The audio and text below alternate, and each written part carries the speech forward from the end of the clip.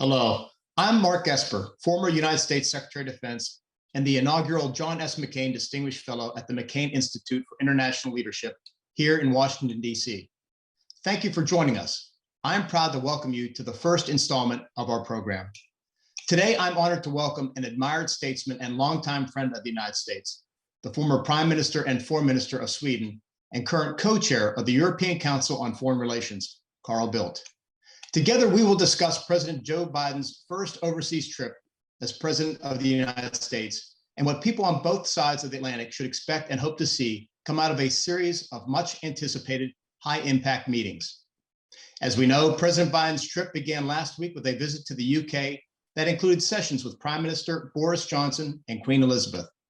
He then transitioned to a meeting of the G7, the first in-person gathering in years due to COVID, with one of the major topics under discussion being the People's Republic of China. Today, President Biden is at NATO, where China will once again be on the agenda, as will other matters such as Russian aggression in Europe and the alliance's withdrawal from Afghanistan. His meetings will include a session with the President of Turkey, a NATO ally that has found itself at odds with the broader membership on several issues. Lastly, President Biden will meet with President Vladimir Putin of Russia before returning home on Wednesday. There has been a good deal of speculation about how this meeting will go, what will be said, and what will come of it. It is a packed and busy agenda with a lot of tough issues on the table, from Russian aggression in Ukraine and cyberspace to the rise of China and Beijing's flaunting of international rules and norms, just to hit the highlights. And with all this complemented by a number of G7, US, EU, and intra-NATO matters, there is surely much to discuss. We have the perfect guest today to help inform, enlighten, and guide us on these matters. Carl Bildt has served in a variety of high-level political and diplomatic roles throughout his remarkable career, most notably as Prime Minister of Sweden from 1991 to 1994. After that, he served in a number of diplomatic positions relating to the Balkans wars, including co-chairman of the Dayton Peace Conference and UN Special Envoy for the Balkans. From 2006 to 2014, he was Foreign Minister of Sweden. And in addition to his current role as co-chair of the European Council on Foreign Relations, he also serves as the World Health Organization's Special Envoy for Access to COVID-19 Tools Accelerator. As I mentioned, Carl has been a longtime supporter of deep transatlantic relations and is a renowned expert on all things relating to European defense and foreign policy. So it is my honor to welcome him here today. Carl, welcome. I want to start off by asking you to give us your impressions of President Biden's trip so far, and what message has he sent to America's allies and adversaries alike? Well, the basic message that has come out of the Biden administration has been, as you know, the sort of America is back, and that has been repeated at the more video and digital appearances that he and Secretary Blinken and others have done over the past few months. But the meetings that we've seen the G7 meeting, we have the NATO meeting now, we have the EU meeting, we have Russia, is I think to go beyond that, to say, yes, America is back, we know that, but now what can we do together in order to sort out the problems that might be there in the relationship in the different areas and look at the global challenges and see what we can do together. So it goes from just the America is back message to what can we do together. And you saw that at the G7 the last few days in Cornwall. It was to a large extent dominated, obviously, by the pandemic and by climate primarily. As you said yourself, NATO is going to be dominated by primarily Russia, but also China. I guess a number of the technology issues. I think EU, US tomorrow will be a lot of trade and technology, but there are a couple of other issues that are slightly complicated as well. And then you have Mr. Putin as well appearing on the scene in Geneva on Wednesday. And in addition to that, as you indicated, some very important bilateral meetings, notably with President Erdogan, which is a rather complicated ally in NATO, as you are probably more aware of than I am. Well, let's talk about NATO there in a little bit more depth. President Joe Biden has spoken about the importance of reaffirming America's alliances, as you have mentioned. In my view, our alliances are an asymmetric advantage that neither Moscow nor Beijing can come close to matching. That said, what outcomes from the NATO summit would deliver on his message regarding alliances, and what else might reassure you that the transatlantic community is headed towards concrete action and not just ambitious rhetoric? I think you're entirely right to point at the fact that if you look at sort of the competition there, or whatever you call it, with either Russia or China, they don't really have any allies. They don't really have friends of the sort that the United States and Europe has. And accordingly, the most important message coming out of these meetings is we are together. We might have our slight disagreements or different priorities. I mean, that's in the state of affairs. But on the basic issues, we are together. So that's the message. Then what concretely will come out of the NATO summit? Well, they have a roadmap until 2030, strategic review. They will bring up some of the climate issues. They have all of the Russia-related issues. They have the delivery on the commitment from the Wales summit on the increase in defense expenditure until 2024, where some are doing better and some are doing slightly worse. But we do see an increase in defense spending overall in Europe, with accordingly an increase in capabilities. Then it's a question, of course, of translating that into concrete things that actually deliver in terms of the territorial defense capabilities.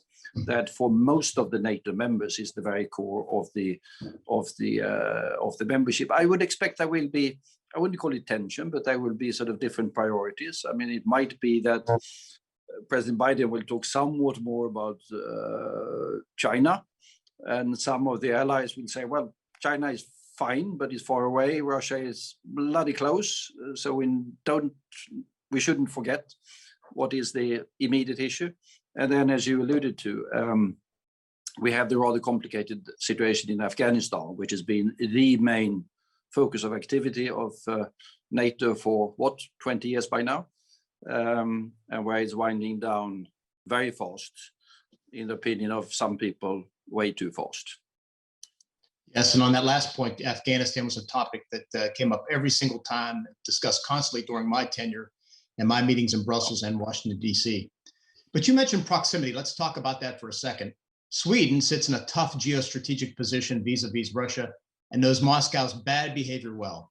Stockholm is closer to the so-called front line than Berlin or Paris. And as I mentioned to you in a prior meeting, I often had really good discussions with the Swedish defense minister on this topic during my tenure. So what does NATO need to do better or differently to deter Russian bad behavior? In my part of the world, I think that NATO has been doing rather well. I think after Ukraine, which was a wake-up call, I might argue that Georgia should have been a wake-up call, but I mean, it was really Ukraine that was a real wake-up call. NATO started, and you know far more about this, started to do real defense planning for what could be done in nasty contingencies. We saw the deployment of the enhanced forward presence, as its technical name, as you know. I mean, the battalion battle groups in Estonia with the Brits, in Latvia with the Canadians, in Germany with the Germans, and then US in Poland and Romania. I mean, not huge forces, but politically extremely significant. And I think to underline that and to make certain that that is something that continues, that is enormously important. Then we have exercises going on. I mean, as we speak, we have the US Air Force in the north of Sweden. We have a number of F-16s based at our sort of northernmost airbase, exercising with the Finns, exercising with the Norwegians, exercising with the Swedes. So it's an ongoing activity. We have a Bolt Ops operation going on in the Baltics at the moment. So it's an ongoing, fairly day-to-day, not particularly dramatic, but I think has made a significant contribution to reassuring allies, notably the three Baltic countries, after what happened in Ukraine, because that was a deeply, deeply, deeply unsettling event. And what NATO's done in order to bring back stability has been immensely important. Well, I appreciate you saying all that. And I do agree that those are important things to continue. You know, during my tenure, at first as Secretary of Army and then as Secretary of Defense, we began the Europe Defender Series, which was actually the biggest return of forces to Europe since the Reforgers in the 1980s that you probably recall. And then, of course, we also relaunched what was called Bomber Task Forces to help support NATO allies. And of course, you can't fail but mention, as you did, the importance of spending. You know, President Obama got allies to the table to agree to the Wells commitment of 2%. And that's something that successive administrations for years have pushed upon and is critical. But the really key thing is making sure that we use that money to improve NATO readiness. So I hope to see continued progress on that front. in my view, that coupled with moving further east, how much can we get closer to support the Baltic states and also the southern flank? I think because the Black Sea is becoming a more and more contentious area. I think the more we can do to move forward and support our allies and reaffirm that Article 5 commitment, the better we will be and more likely to deter NATO. And I of course, completely agree with that. I mean, the numbers are important. I mean, the amount of money that is spent, and there has been a fairly significant increase in defense spending in Europe, and more is going to come. But it's also very important how the money is spent. Right. I think the forward deployment that is there at the moment, as I mentioned, that's fairly okay. But what we need, and that's not only money from NATO, that's also now EU money going into that, increase the mobility possibilities in Europe, so that in a crisis situation that we can reinforce faster than we can at the moment. If you were to ask me, where is the greatest deficiency at the moment in the planning for Europe, I would say that's where it is. Because if we can't move forces fast to the places where they might be needed, we will sort of lose the initiative in any sort of escalation, any sort of conflict. And that applies both to up here in the north of Europe, but also, as you mentioned, the Black Sea area. As a matter of fact, I'm more concerned with stability and issues in the Black Sea region than I'm in the Baltic Sea region at the moment. I'm happy to be able to say that, but I think it's not only diplomacy, I think it's a sort of genuine analysis as well. I agree, and I fully support your point about interior mobility. You know, we used to have discussions at NATO. During the NATO meetings, Sweden and Finland would join us, and it would be the nexus between NATO and the EU, where I think the EU plays a critical role in helping support those mobility initiatives to make sure that we can move forces, move people quickly throughout Europe, throughout the alliance to do what we need to do. Yeah, and that's clearly an area where we need more investment. It could be sort of bridges, or it could be, I mean, easier things like sort of standards and procedures and whatever. Because the different studies that is aware of that has been made has identified quite a number of problems. I mean, things that did develop during the past few decades that we really didn't think of. And suddenly when we see the possibility or the need to move forces fairly fast, then we see there are lots of problems. I mean, this can be rectified, it will be rectified, but it needs to be done. And I hope that determination to do that will remain at the NATO summit. I'm quite confident it will, and EU is the one that is really doing most of it, because they have the money for the railroads and the roads and the bridges and what it is that's necessary. One last item on NATO, and then I want to dig a little bit deeper on Russia. You and I spoke briefly about this just before we came on. NATO as an alliance and some of its individual members, including the United States most notably, have faced a number of challenges with Turkey over the last few years. What is your assessment of President Erdogan and where he is taking Turkey? Good question, and that will really require a lengthy session by itself.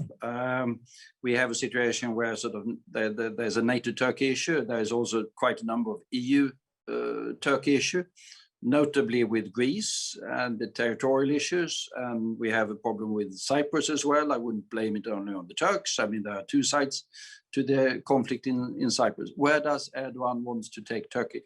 Well, I mean, he essentially wants to make Turkey a middle power, a strategic actor in his own right. To be able to be in alliance with the United States, I'm quite certain that he's keen on that, sort of orienting himself towards Europe.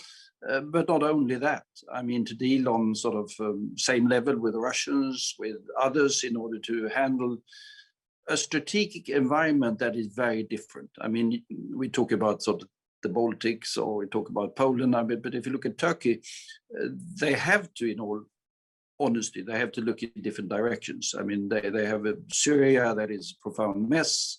They have Iraq, they have Iran, they have Russia, they've got the Caucasus. And he wants to make Turkey a strong, independent actor on all of this. How exactly this will fit into sort of the NATO relationship and the EU relationship, that's the key issue.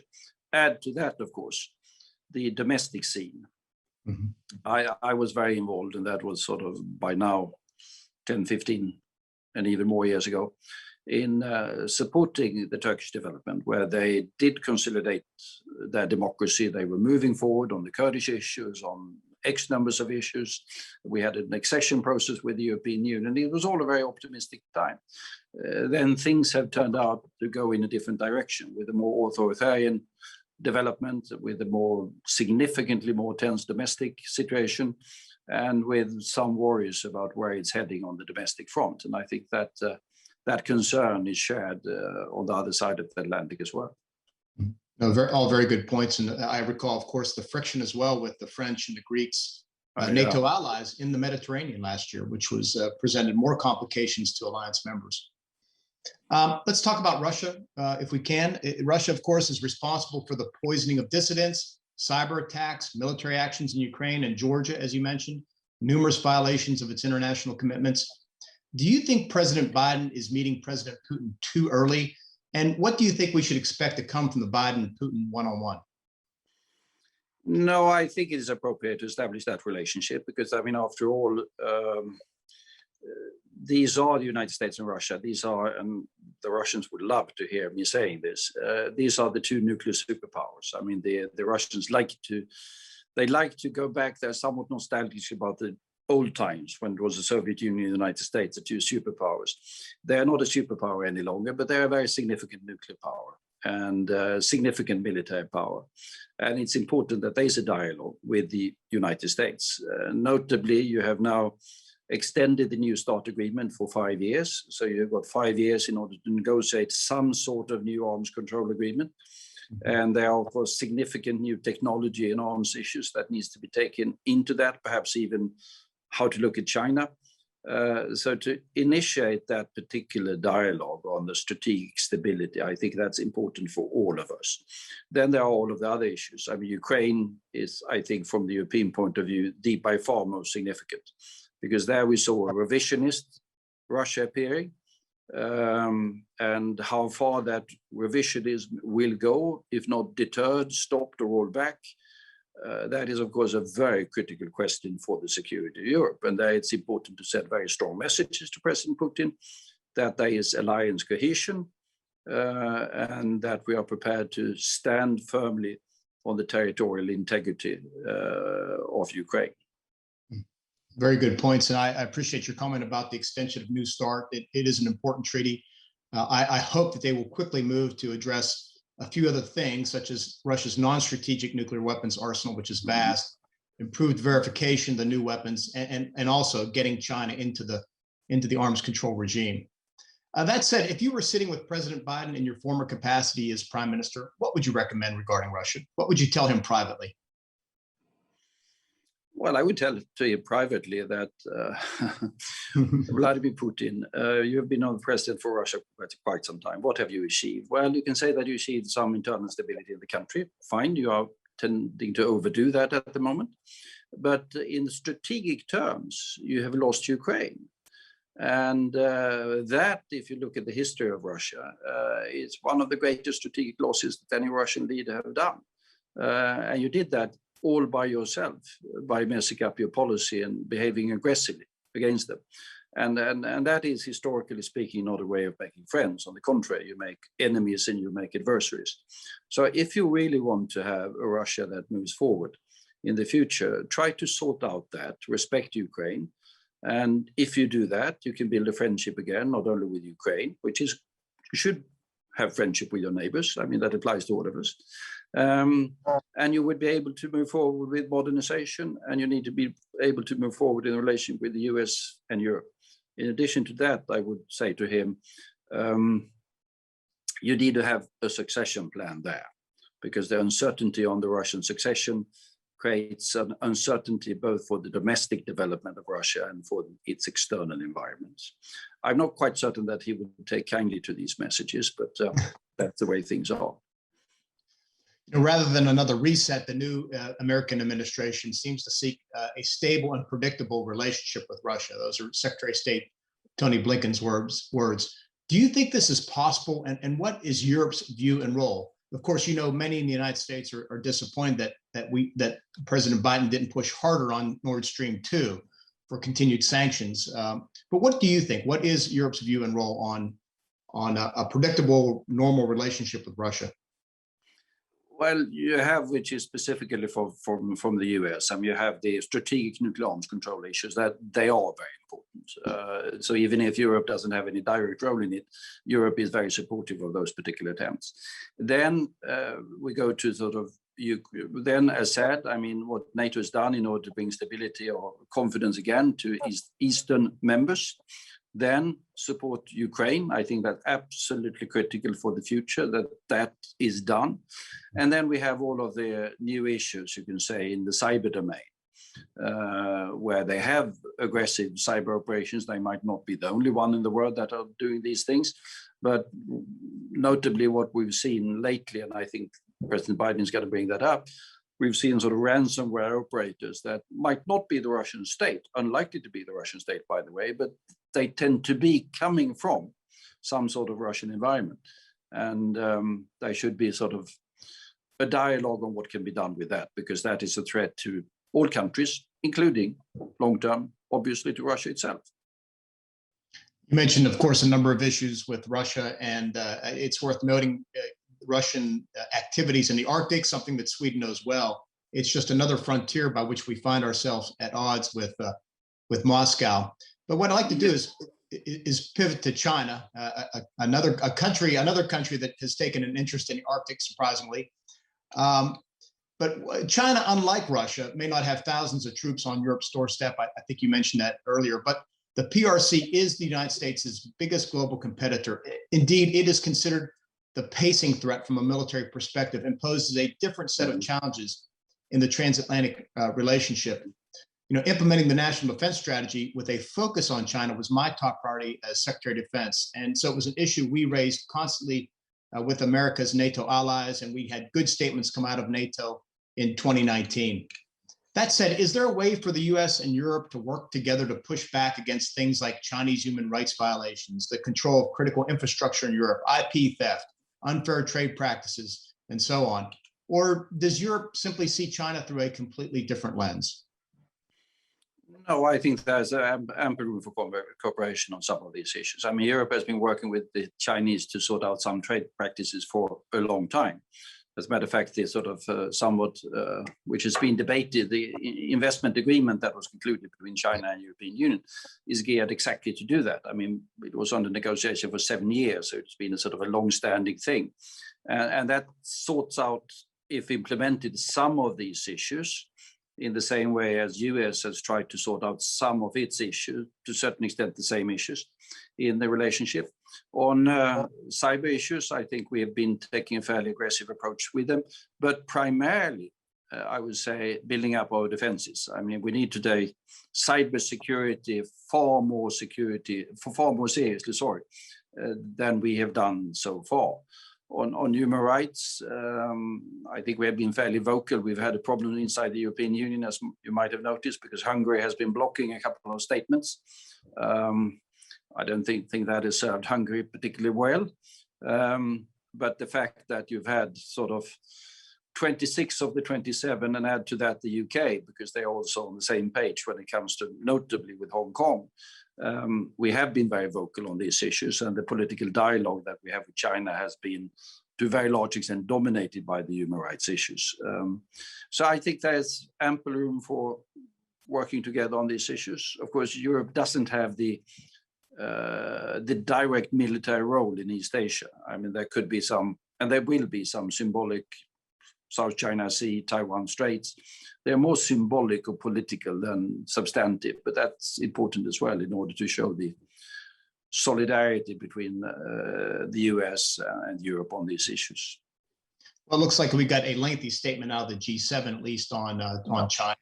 People will pour through over the coming days. And with regard to your last comment, you're right. I'd worked with my defense counterparts in the UK and France, and they, of course, have warships sailing in the Pacific, the South China Sea, to help reinforce and support global norms, the freedom of navigation. And so with that, let me pull that thread a little bit. How should the US and EU respond to China's flaunting of international rules and norms? So much of it, of course, is in the Indo-Pacific, but we see them doing this beyond Asia as well. Yeah, we see it primarily in South China Sea. I think that's the Exhibit A and that we need to take up in the political dialogue. It is particularly important. I remember in the political dialogue that we have with the countries of Southeast Asia, because they are the ones that are more directly concerned. It's a somewhat sensitive issue sometimes, which you know, but I think it's very important that we make it clear that we stand firmly on the foundation of international law. Then the dilemma that we have, of course, in China policy, and you can see it highlighted, you can see it very clearly in the communique from the G7 meeting. They're critical of China, absolutely. But at the same time, the two major issues, the two major global challenges that I talk about is the fighting the pandemic and fighting climate change. Mm-hmm. And neither of those issues can be sorted out without China, because China is today sort of a fairly major economy, to put it very mildly, and a fairly significant political actors. So we need to find this balance between confrontation, or whatever you call it, perhaps too strong a word, and cooperation with them. And whether we have found that right balance remains to be seen, but that's work in progress.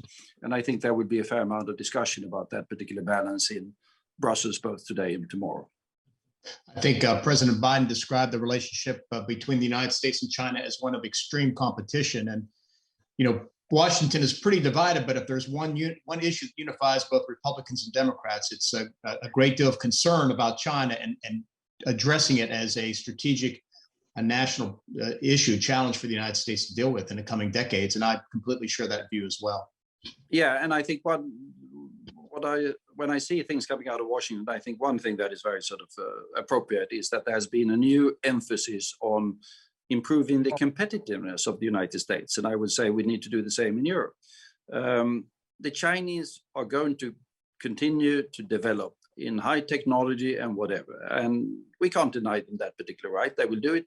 So we have to do the same. We have to take these issues more seriously than we've perhaps been doing before in terms of research and development and high tech and all of those, so that we are really certain that we are on the top of the game. And here I think it will be very important, the outcome of the EU-US summit, because in my opinion, we need to work much more closely together on the high tech, on the digital issues, so that we work together in order to be competitive in the competition that will be there with China, possibly with others in the years to come. Right, and you mentioned the competitiveness angle. I should note that I think just last week, the United States Senate passed with an overwhelming majority a $250 billion spending bill that addresses U.S. competitiveness and strategic positioning. So there is a lot of movement on this issue, both in the economic bills and the defense spending bill to address China.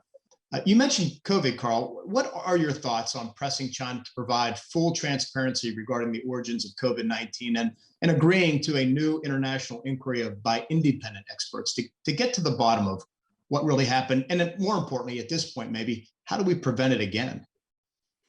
Well, I think the second issue is, of course, the most important. It is difficult to find out exactly the origin of these particular things. I remember the SARS in 2003. It took quite some time until that was sorted out. I mean, exactly what was the origin of it? Because I mean, it is. I mean, you can climb into caves in China for a long time until you find out exactly what's going on there. And the same with MERS that came out of Saudi Arabia or wherever it came out of. Ebola took a long time. I'm not quite certain we are there as of yet. I think we'll take some time here as well. I think the consensus view, if there is such a thing, it is a natural origin of it, but exactly the road to the pandemic, we don't know. Within the WHO, there have been inquiries. They've not had any complete result as of yet. That was not to be expected either, because these things take time. And I noted in the sort of in the G7 communique yesterday, they called for, which the WHO has done as well, further expert, independent, but also so WHO-led efforts to find that out. I mean, science sometimes moves fairly slowly on these issues. Mm-hmm. No, that's absolutely right. And it's critical, though, that we do get to the bottom of it and understand for those reasons. You know, and also because, as you say, I mean, we need to set up a system that is somewhat better in order to detect these things in the future. Because one thing is, we had different coronaviruses coming in the last 20 years. We will have further of them. We need to detect them early.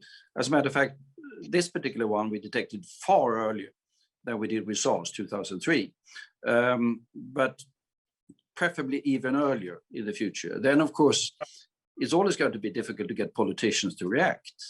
I think that was a problem in this particular case. I mean, you can blame the Chinese, and I think you should, because slow reaction. I mean, I think both, without going into details, but there were political leaders in the United States, there were political leaders in Europe that didn't take it sufficiently seriously when the message was actually there. So all of these issues needs to be debated and sorted out so that we get a better situation the next time we're hit by one of these viruses. And I think it's fair to say, and clearly we're still not out of the woods yet when it comes to COVID, but No. the earlier we can detect and identify and cooperate and work together, the quicker we can develop the protections, the therapeutics, the vaccines to get us on the other side of the virus. And I think that is the most important thing at this point in time. No, absolutely. I mean, one of the success stories in this particular case has been how fast we have been able to develop vaccines. I mean, it's when I talk to, in my WHO capacity, when I talk to scientists and experts, I mean, all of them are saying that a year and a half ago, they weren't certain they would find any vaccines within a year or two. And now I think we have 7 that are authorized by the WHO. I think we have 21 or something like that are in the pipeline for possible certification. So that's been a smashing, stunning success of global scientific cooperation. Then it takes time to get production and then get policies and whatever, and the treatments and the tests and whatever. But I think we should highlight that particular success, at least in the middle of all of the other problems that we have. Yeah, I completely agree. I think back here in the United States, Operation Warp Speed was an historic accomplishment. I think it's up there with the Manhattan Project and the Apollo program. But the fact that we had 2 vaccines with 95% efficacy within 10 months, and a third one came along right after, and then we have a new one, a fourth one at least right now that is seeking emergency use authorization. It's quite remarkable. Back to the diplomacy piece. How do you think the United States and EU can best work together to counter China's Belt and Road Initiative? You know, should we pool our resources together to offer low and middle income countries a better alternative than what Beijing is putting on the table? I think we have a better alternative, as a matter of fact, and that alternative is called the World Bank. I fail to see that there's any other option that is better than sort of beefing up the possibility of the World Bank to give sort of lending to infrastructure projects. They already do, but it might be that they need more resources for that. And they have the expertise to do this. I think I've seen only in the media speculation of setting up something new. I think that will be complicated. We have the World Bank. We have in Europe, we have the European Investment Bank, which is sort of, I think, 2 or 3 times the size of the World Bank, as a matter of fact. We have the Asia Development Bank. We also have, as a matter of fact, what the Chinese set up originally, where most countries are members, the Asia Infrastructure Investment Bank, which has been operating so far according to Western standards. So I think we should look at, clearly there's a need for infrastructure. Clearly that needs external financial help. But we do have quite a number of international institutions that can help. Great points, Carl. Thank you. You know, as we wrap up, because I know you've been generous with your time and you certainly have not disappointed, I'd like to get your last thoughts on President Biden's trip. What does a successful visit look like at the end of the day when he returns home on Wednesday? And what should be the follow-on actions over the next 6 months? Well, on NATO, I think is less complicated. I think things on NATO side are fairly straightforward, I have to say. I think it's going to be important, the relationship with Turkey, as we talked about. That's going to be, I don't expect that to be a solution to all of the issues there, but let's see. On the EU side, the trade and technology side, I hope that will be sorted out some of the complicated, you know, these 232 sort of, the Europeans didn't particularly like, neither did the Canadians, by the way, when we were labeled as national security threats to the United States. I hope that can be sorted out. I mean, we have the Airbus Boeing. We don't need to have any further tariffs on those. They have sufficient difficulties, both of them, at the moment. So I would expect that some issues will be sorted out. immediately. Some issues will be highlighted for further dialogue. And then the key thing would be to set up sort of much better channels of communication to deal with the rapidly evolving global situation, including China. And there has already been the beginning of a structured dialogue between the European Commission and the European External Action Service and Washington on China. But that's clearly going to be very important in the years ahead. I think in terms of how do we deal with China in the coming decades, and clearly China is rising, but the key is that they rise within the established system and they start abiding by the rules and norms. And the United States will take this issue on. We already have, but we are much stronger together. Whether that is, it needs to be not just the United States and NATO, but United States and the EU and other countries, other G7 countries who are very concerned about China's rise and how do we shape that. I don't think we should expect conflict or paint it in those pictures, but there is going to be a great deal of competition. And I think it's incumbent on all the Western nations, those liberal democracies that believe in international rules and norms and our values, those things that we should lead with all the time, will be critical, I believe, to shaping China's rise. No, I agree completely with that particular rise. I think it is futile to think that we can stop the rise of China. I mean, they can conceivably, by their policies, mess it up themselves. I mean, they have huge potential for that. But that's what they can do. We can't stop it if they are successful in their policies. But we must make certain that we are successful. I mean, one message that I might have is that where there's a disappointment on the European side with the US, be that Trump or be that Biden, same thing is on trade. I mean, go back a couple of years, go back to Obama years. There was a fairly sort of global trade policy with TPP in the Pacific and with TTIP in the Atlantic. We would really have shaped the global trading environment with those two. They're both gone. And we now have a situation where there are 100 countries around the world that trades twice as much with China as they do with the US. And that trading relationship is important. We must be more aggressive in developing the trading relationship with the Latin Americans, with Asians, with the Southeast Asians, with Africans, in order to be able to counter or compete successfully, I would say, with China in these very, very important areas. Yes, and some of those countries, of course, that have more trade with China than the United States are also our security partners or allies. Oh, absolutely. It's a particular challenge, a real dilemma for these countries, for our security, and it's one of those tough issues we really have to work through and think through in the coming years.